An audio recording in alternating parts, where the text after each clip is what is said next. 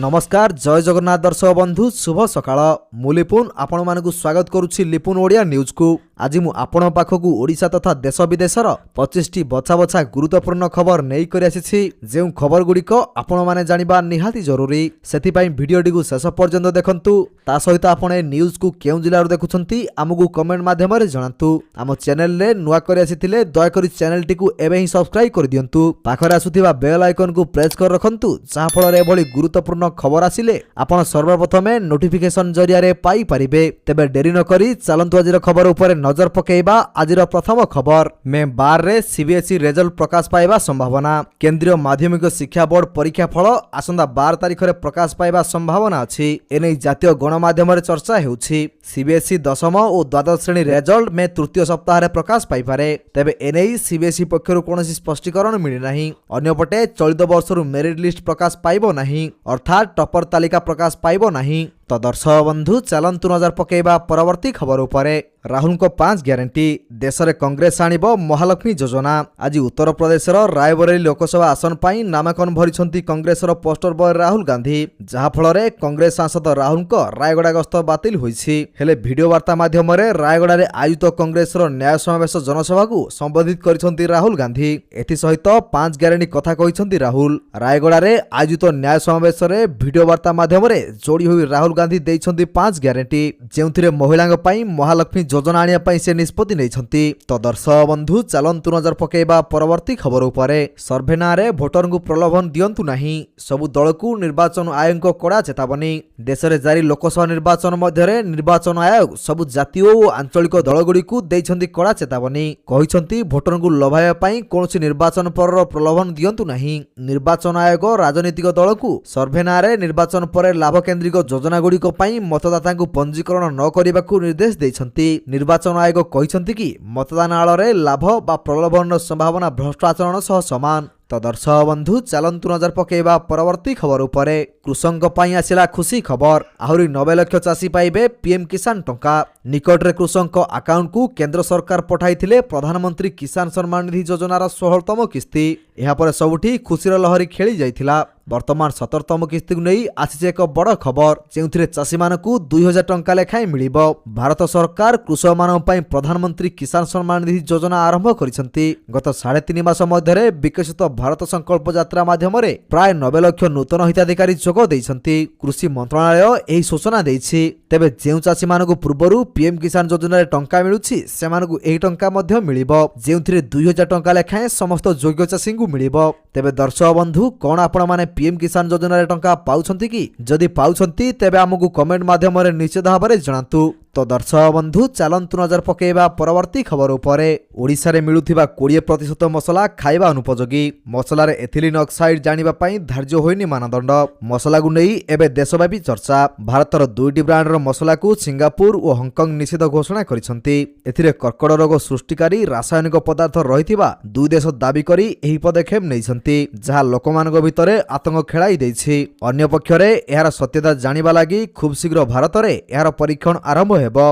अन्य पक्षरे राज्य रे एबे जो विभिन्न ब्रांडर मसला मिलुछि तहिरु 20% नमूना खाइबा अनुपयोगी रहिछि। तो दर्शक बंधु चलंतु नजर पकेइबा परवर्ती खबर उपरे। बेरोजगार को आश्वस्ति, मासकु 7500 टंका भत्ता देबे सरकार। बेरोजगार युवगोष्ठी को सहायता जोगाइबा आरंभ करिसंती सरकार। ग्रेजुएट बा स्नातक हासिल करिथिबा बेकारी को मासकु 5000 टंका जोगाई दिया जिवो। सेही भली पोस्ट ग्रेजुएट और स्नातकोत्तर करिथिबा बेकारी को मासकु 7500 टंका जोगाई देबाकू घोषणा करा जाइछि। वर्तमान समस्त शिक्षित बा योग्य आशायी को नियुक्ति जोगाइबारे असमर्थ अछंती सरकार। एणु एबे एही वर्गर युवगोष्ठी को बेकारी भत्ता जोगाई देबाकू घोषणा करिसंती सरकार। तेबे एही योजनार लाभ उठाइबाकू हेले एक निर्दिष्ट प्रक्रिया रहिछि। एथिपाई प्रथमे नियुक्ति पंजीकरण कार्यालय रे निजकु पंजीकृत कराइबाकू हेबो। देश रे बेरोजगार संख्या द्रुत गति रे वृद्धि पाइबारे लागिछि, सेथिपाई एही योजना को लागू करिसंती केंद्र सरकार। तो दर्शक बंधु चलंतु नजर पकेइबा परवर्ती खबर उपरे। अमेरिका पहुंचला कोरापुटर कॉफी।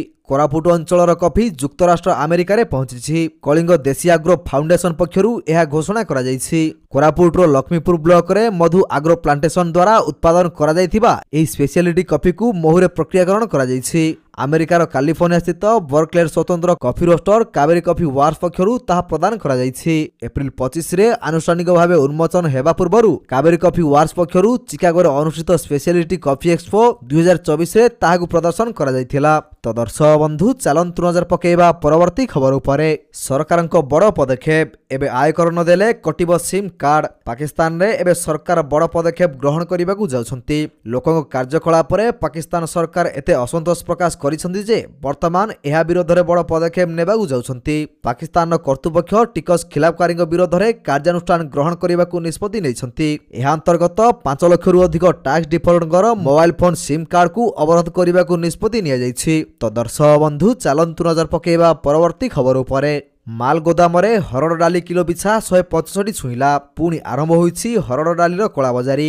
ମହାରାଷ୍ଟ୍ର ଓ ଛତିଶଗଡ଼ରେ ଚଳିତ ବର୍ଷ ଯଦିଓ ହରଡ଼ ଡାଲି ଭଲ ଉତ୍ପାଦନ ହୋଇଛି, କିନ୍ତୁ ଏହାର କଳାବଜାରୀ ଯୋଗୁଁ ରାଜ୍ୟରେ ଦର ବଢ଼ି ଏବେ କିଲୋ ପିଛା 165 ଟଙ୍କା ହୋଇଛି।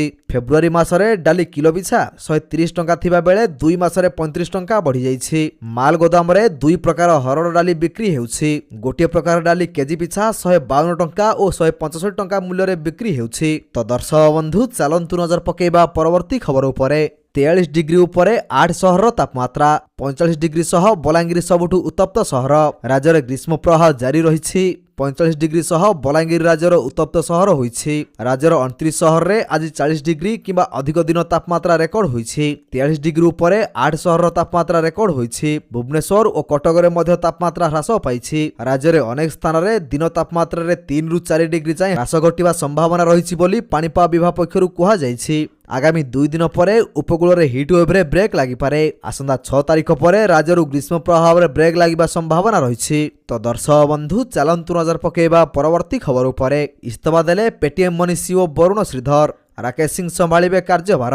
197 କମ୍ୟୁନିକେସନ ମାଲିକାଧୀନ ପେଟିଏମ୍ ମନି ମୁଖ୍ୟ କାର୍ଯ୍ୟକାରୀ ଅଧିକାରୀ ସିଓ ପଦବୀରୁ ବରୁଣ ଶ୍ରୀଧର ଇସ୍ତଫା ଦେଇଛନ୍ତି। କମ୍ପାନୀ ଏବେ money wealth management firm Fisdom broking ଡିଭିଜନର ପୂର୍ବତନ ସିଓ ରାକେଶ ସିଂଙ୍କୁ ଏହି ପଦବୀରେ ନିଯୁକ୍ତି କରିପାରେ। ତେବେ ମୋବାଇଲ ପେମେଣ୍ଟ ଫାର୍ମ ପେଟିଏମ୍ର ୱେଲ୍ଥ ମ୍ୟାନେଜମେଣ୍ଟ ଆପ୍ ଅଧିକାରୀଙ୍କ ଭାବେ ସିଂଙ୍କ ନିଯୁକ୍ତି ପାଇଁ ବୋର୍ଡ ବୈଠକ କରିନାହିଁ। ଏଣୁ ବୋର୍ଡର ମଞ୍ଜୁରୀ ପରେ ଗୋଟିଏ ସପ୍ତାହ ସମୟ ଲାଗିପାରେ ବୋଲି ଅନୁମାନ କରାଯାଉଛି। ତ ଦର୍ଶକ ବନ୍ଧୁ ଚାଲନ୍ତୁ ନଜର ପକାଇବା ପରବର୍ତ୍ତୀ ଖବର ଉପରେ। ଭାରତ ମହାସାଗରରେ 10 ଗୁଣା ହେବ ଅଧିକ ଗରମ। ମାଳଦ୍ୱୀପ ସହିତ 40ଟି ଦେଶ ଉପରେ ବଢ଼ିବ ବିପଦ। ଭାରତ ମହାସାଗରରେ ଲଗାତାର ଭାବରେ ଗରମ ବଢ଼ିବାରେ ଲାଗିଛି। ବୈଜ୍ଞାନିକମାନେ ଚେତାବନୀ ଦେଇଛନ୍ତି ଯେ ପ୍ରଥମେ ଭାରତ ମହାସାଗରରେ ଅତ୍ୟଧିକ ଗରମ ପ୍ରତିବର୍ଷ 20 ଦିନ ହେଉଥିଲା, କିନ୍ତୁ ବହୁ ଶୀଘ୍ର ଏହା 10 ଗୁଣା ବଢ଼ିଯିବ। 220ରୁ 250 ଦିନ ପ୍ରତିବର୍ଷ ହୋଇଯିବ। ଅର୍ଥାତ୍ ହିନ୍ଦ ମହାସାଗର ସ୍ଥାୟୀ ଭାବରେ ସମୁଦ୍ର ହିଟ୍ ୱେଭର ଶିକାର ହେବ। ଏହି କାରଣରୁ ମାଳଦ୍ୱୀପ ଭଳି 40 ଦେଶ ସମସ୍ୟାର ସମ୍ମୁଖୀନ ହେବେ, ଯେଉଁଥିରେ ଭାରତ ସହିତ ବହୁ ଏସିଆ ଦେଶ ରହିଛନ୍ତି। ତ ଦର୍ଶକ ବନ୍ଧୁ ଚାଲନ୍ତୁ ନଜର ପକାଇବା ପରବର୍ତ୍ତୀ ଖବର ଉପରେ। ତେଲ ପକାଇବା ପୂର୍ବରୁ ଜାଣି ନିଅନ୍ତୁ ଆଜି କେତେ ରହିଛି ପେଟ୍ରୋଲ ଏବଂ ଡିଜେଲ ଦର। ଗାଡ଼ିରେ ତେଲ ପକାଇବା ପୂର୍ବରୁ ଜାଣି ନିଅନ୍ତୁ ଆଜି କେତେ ରହିଛି ଦର। ତୈଳ କମ୍ପାନୀଗୁଡ଼ିକ ସକାଳେ ଜାରି କରିଥିବା ପେଟ୍ରୋଲ ଓ ଡିଜେଲ ମୂଲ୍ୟରେ ମଧ୍ୟ ଏକ ବଡ଼ ପରିବର୍ତ୍ତନ ଦେଖିବାକୁ ମିଳୁଛି। ଭୁବନେଶ୍ୱରରେ ପେଟ୍ରୋଲ ଦର 101 ଟଙ୍କା 6 ପଇସା ହୋଇଛି। ଡିଜେଲ ଦର 92 ଟଙ୍କା 64 ପଇସାକୁ ହ୍ରାସ ପାଇଛି। ତେବେ ଦିଲ୍ଲୀରେ ପେଟ୍ରୋଲ ଦର 94 ଟଙ୍କା 72 ପଇସାକୁ ହ୍ରାସ ପାଇଥିବା ବେଳେ ଡିଜେଲ ଦର 87 ଟଙ୍କା 62 ପଇସାକୁ ହ୍ରାସ ପାଇଛି। ତ ଦର୍ଶକ ବନ୍ଧୁ ଚାଲନ୍ତୁ ନଜର ପକାଇବା ପରବର୍ତ୍ତୀ ଖବର ଉପରେ। 18 ଲକ୍ଷ ପାର ହେଲା ଚାରିଧାମ ଯାତ୍ରା ଲାଗି ପଞ୍ଜୀକରଣ। ପ୍ରସ୍ତୁତି ନିରୀକ୍ଷଣ ପାଇଁ ମୁଖ୍ୟ ସଚିବଙ୍କ ବଦ୍ରିନାଥ ଗସ୍ତ। ଉତ୍ତରାଖଣ୍ଡ ଚାରିଧାମ ଯାତ୍ରା ପାଇଁ ଅବଗଣନା ଆରମ୍ଭ ହୋଇଗଲାଣି। ମେ 10 ତାରିଖ ଦିନ କେଦାରନାଥ ଧାମ ସହିତ ଯମୁନେତ୍ରୀ ଓ ଗାଙ୍ଗୋତ୍ରୀ ଧାମର କବାଟ ଭକ୍ତଙ୍କ ନିମନ୍ତେ ଖୋଲି ଦିଆଯିବ। ତେବେ ବଦ୍ରିନାଥ ଧାମରେ ମେ 12 ତାରିଖ ଦିନ କବାଟ ଫିଟିବ। ଚଳିତ ବର୍ଷ ଚାରିଧାମ ଯାତ୍ରା ନିମନ୍ତେ ଭକ୍ତଙ୍କ ଉତ୍କଣ୍ଠା ଏପର୍ଯ୍ୟନ୍ତ ହୋଇଥିବା ପଞ୍ଜୀକରଣରୁ ସ୍ପଷ୍ଟ ହୋଇଯାଇଛି। ଚାରିଧାମ ସହିତ ହିମକୁଣ୍ଡ ସାହିବ ଦର୍ଶନ ନିମନ୍ତେ ଏପର୍ଯ୍ୟନ୍ତ 18,73,242 ଜଣ ଶ୍ରଦ୍ଧାଳୁ ପଞ୍ଜୀକରଣ କରିଛନ୍ତି। ତ ଦର୍ଶକ ବନ୍ଧୁ ଚାଲନ୍ତୁ ନଜର ପକାଇବା ପରବର୍ତ୍ତୀ ଖବର ଉପରେ। ଅଂଶୁଘାତରେ ଚାଲିଗଲା ମହିଳା ଶ୍ରମିକଙ୍କ ଜୀବନ। ଅଂଶୁଘାତରେ ଗତକାଲି ଜଣେ ମହିଳା ଶ୍ରମିକଙ୍କ ମୃତ୍ୟୁ ଘଟିଥିବା ଅଭିଯୋଗ ହୋଇଛି। ମୃତକ ହେଲେ କେନ୍ଦୁଝର ସଦର ଥାନା ବାଉରିପଦା ପଞ୍ଚାୟତ ବାଉରିପଦା ଗ୍ରାମର ଲକ୍ଷ୍ମଣ ମୁଣ୍ଡାଙ୍କ ସ୍ତ୍ରୀ ଗୁରୁବାରୀ ମୁଣ୍ଡା। ସକାଳେ ଗୁରୁବାରୀ ସ୍ଥାନୀୟ ମୁକୁନାଶାଳକୁ କାମ କରିବା ପାଇଁ ଯାଇଥିଲେ। କାମ ଆରମ୍ଭ ହେବା ପୂର୍ବରୁ ସେ ତଳେ ପଡ଼ିଯାଇଥିଲେ। ତୁରନ୍ତ ତାଙ୍କୁ କେନ୍ଦୁଝର ଜିଲ୍ଲା ମୁଖ୍ୟ ଚିକିତ୍ସାଳୟକୁ ନିଆଯାଇଥିଲା। ସେଠାରେ ଡାକ୍ତର ତାଙ୍କୁ ମୃତ ଘୋଷଣା କରିଥିଲେ। ତ ଦର୍ଶକ ବନ୍ଧୁ ଚାଲନ୍ତୁ ନଜର ପକାଇବା ପରବର୍ତ୍ତୀ ଖବର ଉପରେ। ମେ 20ରେ ଓଡ଼ିଶାର ଦ୍ୱିତୀୟ ପର୍ଯ୍ୟାୟ ଭୋଟ। ଗତକାଲି ପ୍ରାର୍ଥୀପତ୍ର ଦାଖଲର ଶେଷ ଦିନ ରହିଥିଲା। मे 20 तारिख में ओडिशा रे हेबो द्वितीय पर्याय भोटिंग पई गतकाली प्रार्थीपत्र दाखल शेष दिन रहिथिला। आसंदा 6 तारिख में प्रार्थीपत्र प्रत्याहार शेष दिन रहिछि। एही पर्याय रे बरगढ़, सुंदरगढ़, बलांगीर, कंधमाल और आस्का संसदीय आसन और एही संसदीय क्षेत्र रे थिबा समस्त विधानसभा आसन पई भोट ग्रहण हेबो। बरगढ़ रो पद्मपुर रे सकाळ 7 अपराह्न 4 जाए भोट ग्रहण हेबो। तो दर्शक बंधु चलंतु नजर पकेबा परवर्ती खबर उपरे। कलामदीपरू स्मार्ट 3 क्षेपणास्त्र परीक्षा निमिषक मध्य बुड़ा जहाज और युद्धपथकू करिबो ध्वंस। भद्रक जिला धामरा बंगोसागर उपकूल निकट अब्दुल कलाम द्वीपरू बुड़ा जहाज विध्वंसी क्षेपणास्त्र स्मार्ट 3 सफल परीक्षण होईछि। स्मार्ट 3 हेउछि युद्धपथरे व्यवहार हेउथिबा एक अत्याधुनिक हालुका टपर श्रेणीर क्षेपणास्त्र। एहाकू प्रतिरक्षा गवेषणा और विकास संगठन निजस्व ज्ञान कौशल रे विकसित करिछि। भारतीय नौसेनार शक्ति वृद्धि रे एहा बेस सहायक हेबो। तो दर्शक बंधु चलंतु नजर पकेबा परवर्ती खबर उपरे। मे 11 रे पुणी ओडिशा आसिबे मोदी। बरगढ़ रे करिवे प्रचार। ओडिशा रे निर्वाचनी ताती चरम रे सबु दलर चलिछि जोरसोर प्रचार। आउ बीजेपी रो केंद्रीय नेतांग फोकस रे ओडिशा। राज्य में प्रचार को शाणित करने मे 11 तारिख में ओडिशा आसिबे प्रधानमंत्री नरेंद्र मोदी। बरगढ़ रे दलीय प्रार्थी प्रचार करिवे। एने राज्य बीजेपी पक्षरु गुरुवार सूचना दिया जाइछि। मे 11 तारिख में प्रधानमंत्री नरेंद्र मोदी पश्चिम ओडिशार बरगढ़ संसदीय क्षेत्र में निर्वाचन प्रचार करिवे। तो दर्शक बंधु चलंतु नजर पकेबा परवर्ती खबर उपरे। माड़ी चलिछि शिमिलपाल निया। मयूरभंज जिले में पारदसीमा लंघुथिया बेले अनायत हो पड़ी शिमिलपाल निया। प्रतिदिन शिमिलपाल अभयारण्यर उत्तर और दक्षिण डिविजन में वनाग्नि बढ़ी बढ़ी चली। शिमिलपाल कर्तृपक्ष फायर पॉइंट को जाई निया रोकवा प्रयास जारी रखिछंती। तेबे निया प्रकोप रे बड़ बड़ वृक्ष औषधीय तरुलता पड़ी जली पाउंस हो जाउछि। तो दर्शक बंधु चलंतु नजर पकेबा परवर्ती खबर उपरे। जानतु आज केते रही सुना दर। आज भुवनेश्वर रे 10 ग्राम 24 क्यारेट सुना दर 71,730 टंका रही। सेहीपरि 22 क्यारेट सुनार मूल्य 10 ग्राम पिछा 65,750 टंका रही। 22 क्यारेट सुनार मूल्य 1 ग्राम पिछा 6,575 टंका होइथिबा बेले 8 ग्राम पिछा 52,600 टंका रही। कटक रे मध्य सुना दर रे परिवर्तन देखिया को मिली। 22 क्यारेट सुनार मूल्य ग्राम पिछा 6,655 टंका होइछि। तो दर्शक बंधु चलंतु नजर पकेबा परवर्ती खबर उपरे।